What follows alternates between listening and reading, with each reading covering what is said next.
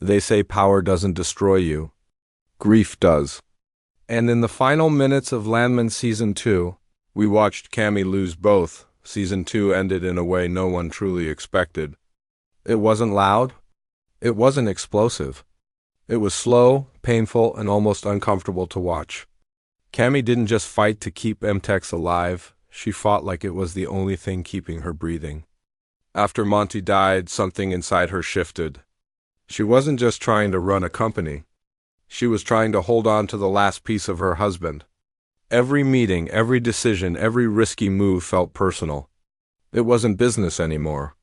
It was survival. Tommy and Nate saw it clearly. They warned her again and again. They begged her to slow down before she burned herself out the same way Monty did. But Cammy wasn't listening. She couldn't, because if she stopped pushing, if she stopped fighting, then she would have to face the truth. Monty was gone.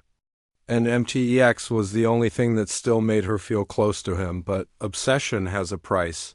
When she fired Tommy, everything changed. That moment felt like the ground dropped beneath us. Tommy wasn't just an employee. He was the backbone of that company. He was the man who knew the land, the risks, the politics. Firing him wasn't bold.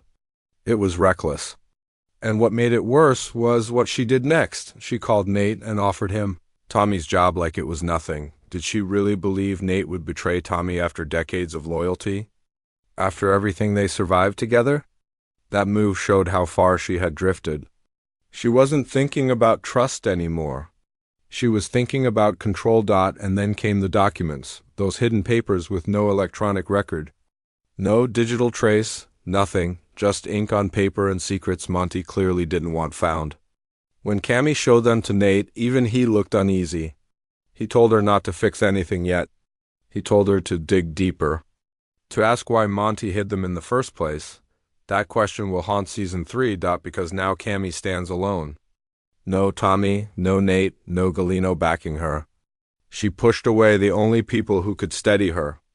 And the truth buried in those documents might be bigger than she's ready for. Firing Tommy may have felt like strength in the moment, but it might end up being the biggest mistake of her life. The moment Tommy walked out of MTex, he didn't look broken. He looked focused. And that's what should scare everyone. While Cammy was trying to prove she could survive without him, Tommy was already building something bigger. He didn't waste time arguing. He didn't beg for his job back. Instead, he went straight to Galino with a brand new plan. And the confidence he had in that meeting? It was unreal. This wasn't the same man who worked under Monty for years.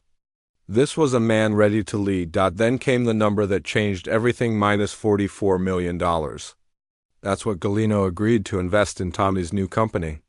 Just like that, CTT was born. Cooper, Tommy, Thomas, a fresh start, but also a bold statement.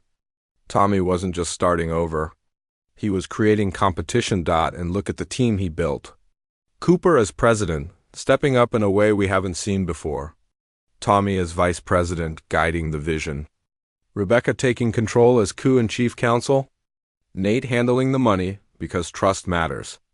Dale running exploration. Thomas in charge of drilling. Ariana managing the office. Even the crew followed. It wasn't just a company. It was loyalty in motion. There's something almost poetic about it. Tommy spent years making rich men richer. And now, he's building a family business? One where his son stands beside him, not behind him. But let's not pretend this is some feel-good success story, because Galino doesn't hand out money without expecting power in return. Yes, he smiled when he signed that check. Yes, he spoke about partnership. But we all remember the warning in the finale. The quiet threat behind his calm voice. If this venture fails, the consequences won't be small. Oil is risky. Land deals are messy. And when that much money is involved, mistakes become dangerous. CTT may look like a dream team right now. But every dream in this world comes with pressure.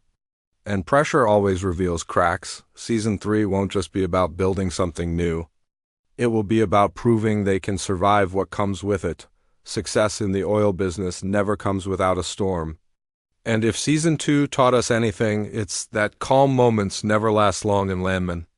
Season 3 is where things will start to get dangerous.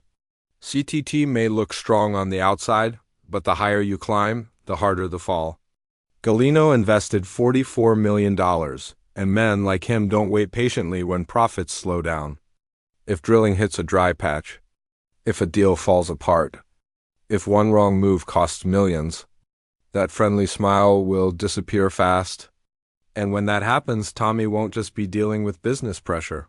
He'll be dealing with a powerful man who expects results. But the biggest risk might not come from outside. It might come from family. Cooper is stepping into leadership for the first time. Being president sounds impressive, but it also paints a target on his back. Rivals will test him. Competitors will doubt him. And if anyone wants to hurt Tommy, they won't go after him directly. They'll go after his son. We've already seen how protective Tommy is. Now imagine that protective father feeling mixed with fear and power. Tommy has always walked a thin line. He doesn't kill without reason. He doesn't act without thinking. But if Cooper is threatened, that line could disappear. Season 3 might show us a darker side of him. Not reckless. Not wild, just colder. More willing to bend rules. Maybe even break them. And then there's Cammy. Right now, she stands alone at MTex. No Tommy, no Nate, no Galino backing her. And those hidden documents Monty left behind? They're still waiting to explode. What if those papers reveal debt? Illegal deals? Secret land contracts? Whatever Monty hid, it was important enough to keep off the record. If that truth comes out, Cammy may have no choice but to swallow her pride. The woman who fired Tommy might be the same woman who has to ask him for help. And that's where the real tension lies. Not just business rivalry. Not just money. But pride, betrayal, and unfinished emotion. Season 3 won't just be about oil fields and contracts. It will be about who survives when loyalty is tested. And who breaks first when power shifts. Now let's talk about the question. Everyone keeps asking, when are we actually getting Season 3? Sam Elliott has already shared that filming is expected to begin around April or May. If they follow the same pattern as Season 2, that gives us a pretty clear idea. Season 2 started filming in April and premiered 7 months later in November. So if production stays on track, we're most likely looking at a fall 2026 release. That means Episode 1 could open with chaos already in motion. CTT might land its first major contract, putting immediate pressure on Cooper to prove himself. Galino could start asking hard questions about timelines and profits. One small delay could create tension.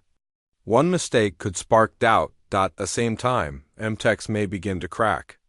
Bills stacking up, investors pulling back.